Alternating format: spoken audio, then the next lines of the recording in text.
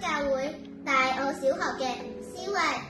今日我就會介紹大家整一個實驗叫做棒棒糖 DIY。首先我哋需要嘅材料係1碗水、3碗白砂糖。而家我哋就將個水就倒落去個煲度。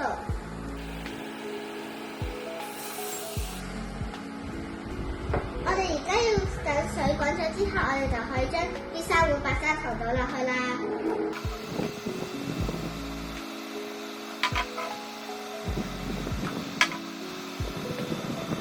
好，而家你將啲白砂糖倒勻咗之後，我哋就可以將啲白砂糖撈勻啦。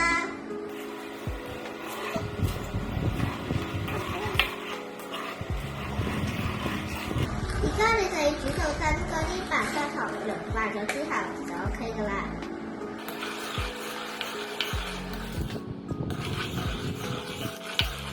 而家你將啲白砂糖溶咗之後，而家你就可以放喺側邊冷卻啦。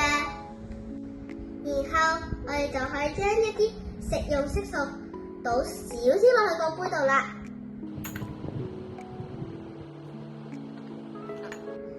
我哋倒完之後，我哋就可以將啲啱啱冷卻嘅糖水倒入去。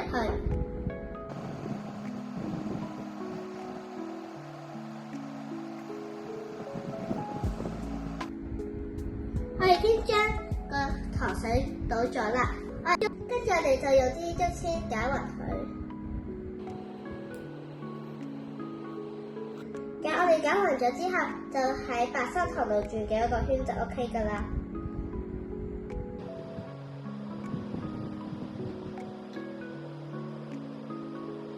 我哋就整好咗啦。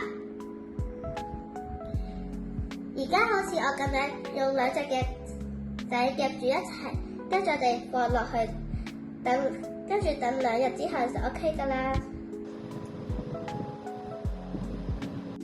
呢個係咩原理呢？糖水會漸漸消失，也是它蒸發了。當水裏的糖分太多，也就會形成晶體。